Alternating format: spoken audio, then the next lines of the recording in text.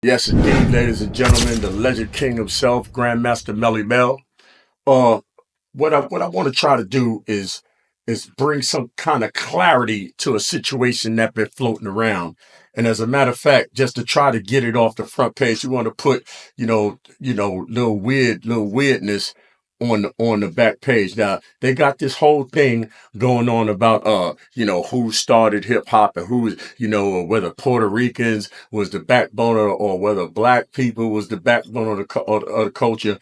Now it is no wrong answers. I don't believe in right or wrong answers, but it's results. Now this is the bottom line. Now that everybody got their opinion, so now this is my opinion.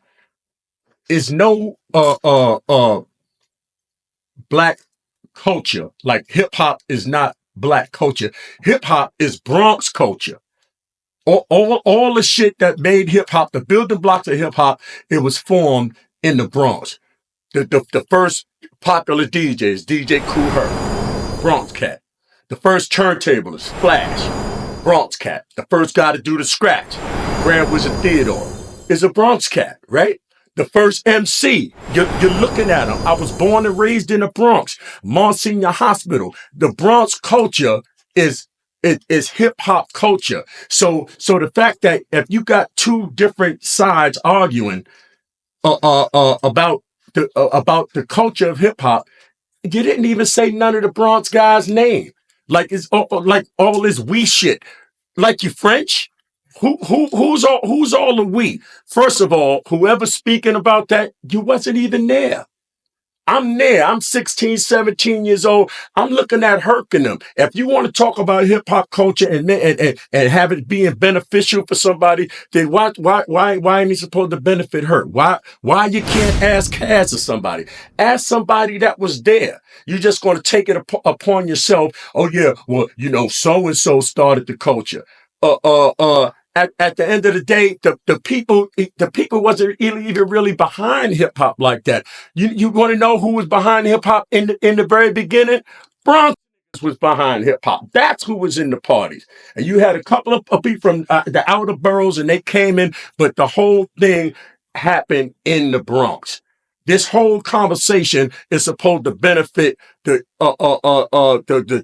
true founders and builders of hip hop, but you never even asked them. Did you ask Herc? Did you ask Biggs, or did you ask Flash? Well, Flash, what do you think about? Oh yeah, foundational Black Americans. We was Afro Americans probably back then. We wasn't even it was no foundational Black Americans. It wasn't the people wasn't behind hip hop other than the people that went to the jams in the Bronx. And let me just say this: when hip hop was first spoken, like in the connotation of it being something, it wasn't even a term of endearment. People, this is what people used to say. Now we just called it. We was just jams. We was just out in the jams. We jam. So now people would come up to me and say, Mel, you got to get a job because that hip hop shit ain't gonna last forever. That was the first term that involved hip hop. That's what people used to say. And after that, then it became something. After it became a culture, then it became a positive term. So the point that you're trying to make is pointless because first you wasn't there. It was only Bronx cats in the very beginning. All this hip hop culture is really Bronx culture, but with culture, see, everybody could do it. So I'm not saying that everybody's not in on it. You are in on it, but it all started with the basic three crews: Flash, Bam, Herc. Then you get into the numbers group. The fearless, the furious, the treacherous, breakout, the funky four. Then it goes to everybody else. But by then the table is set. All the original B-boys, they from the Bronx. Even the music where they say, oh yeah, hip hop is black music. It's Bronx music. Everybody else's song, the go-to song in all the other boroughs, it was Love is a Message. The Bronx was playing Apache. That's what we was doing. Catch a Groove, all that. And if you look at the groups, the greatest, as far as I'm concerned, one of the greatest hip hop songs ever, which is Apache. It was a bunch of white boys and maybe one black guy. Most of the beats when Run DMC did Walk This Way, that was a hit. 10 years, it's hip hop wise, it was new to the public at large, but hip hop wise, that's what we was doing. It was Bronx music that everybody else built a living around, and everybody else made even more popular than what it was. But it all started out, it was the X. And everybody took this. Wakanda took that. That was the Bronx. Look at the nickname of every other borough. Crooklyn, Money Maker Manhattan, Shaolin. The Bronx was what? The boogie down Bronx. We was partying. I'm still a party. I ain't even go home yet from last night. This is what we do. So going back to what I'm saying, to have this whole thing racialized, hip hop is not divisive like that.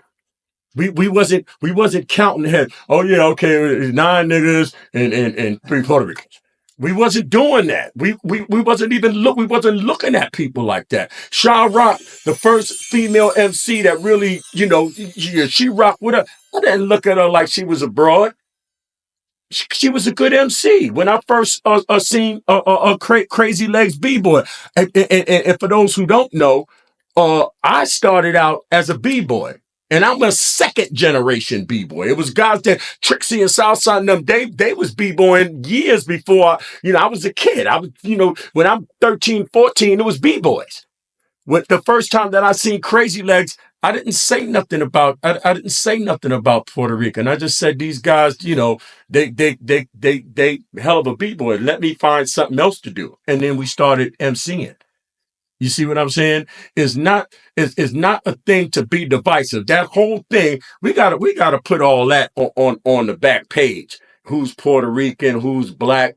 You know what I mean? That's not the issue. And the glory is supposed to go, like I said, to the creators. I can sit here and say I built the pyramid, and Hotep and them built the pyramid. I ain't built shit. If you could say black people build hip hop, you didn't build shit. You looking at one of the guys that did it. And I'm telling you what it is. It's not a divisive thing. It's not a thing that's supposed to bring people apart. It's not a thing where it's all this friction. It's a thing that, we jamming, we partying, we all in the same room together. We all on the same stage together. Of course, it's competition, but at the end of the day, it is music. I'm going to address the 300-pound white elephant in the room. What do we do about Fat Joe? And the answer is not a thing. You do the same thing that when he said that did when he said it around. Cause now you can like Joe, you can not like Joe. Joe's a Bronx. Joe ain't no outsider. He's a Bronx nigga. So at the end of the day, if it's a Bronx digging from the crate crew or somebody, you call Joe, yo, Joe, you wild and whatever. That's all that internet shit. See, that's that girl shit. You could say Joe, but when you see Joe, you gonna puff your chest up, you gonna get husky and say Joe? No, you're not. You don't gotta like Joe. Joe, my nigga. Joe, my nigga. Anytime he do something, you see your mailman, come on out here with me. You see what I'm saying? Like I said, anybody could say something you don't agree with. We men. All that internet. Oh yeah, you're gonna pass around a petition. Like what the you gonna send them to Guatemala or something? You're gonna send them to Guantanamo Bay or something? Anybody got an opinion? See, really, I don't really have a dog in the fight. I know I was there. I know everybody else that's talking about it wasn't there. But the thing, as far as that personalized it for me, was that I read and it was in one, and they called Joe a white Puerto Rican. I don't know about all that. He's Puerto Rican. What do we do about Fat Joe? Like I said, the same thing that you did or that the guys did when he said what he said around them. You do the same thing that they did. Not a thing. He said what he said. You agree with it? You don't agree with it? Joe's a Bronx nigga. That's my nigga.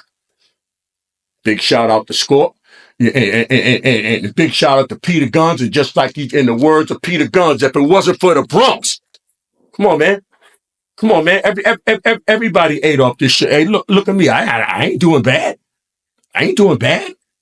Everybody ate off the shit, but if it wasn't for the Bronx, and you gotta remember that, and you gotta respect that. All like I said, we gonna put all this shit on the back page. Y'all could keep doing girls on the internet about who said what or who shot John, but you ain't gonna be husky when you see these niggas. So stop. The hip hop culture is Bronx culture. There is no hip hop. That's second. The initial culture is Bronx culture. It's something that Bronx niggas put out to the world that turned into hip hop. We gave that to y'all. Everybody could win. But who's the first MC you said? You're looking at just the man right here, the Legend King himself. I look so good. If you see a better looking 63-year-old nigga than me, you have to bring this nigga to me so I can see him for myself. Other than that, I just got to keep looking in the motherfucking mirror, baby. This is what it is. That's what, and it's always going to be that way. It's always going to be that way. So like I said, let's put this shit on the back page. Let's get back to what it really is all about. That's the essence. It's from the Bronx. It started in the Bronx. We always going to be a part of this shit because we always going to be the start of this shit. That's the bottom line. And with that thought in mind. And then you say, there is no cure for this rockness. Woo!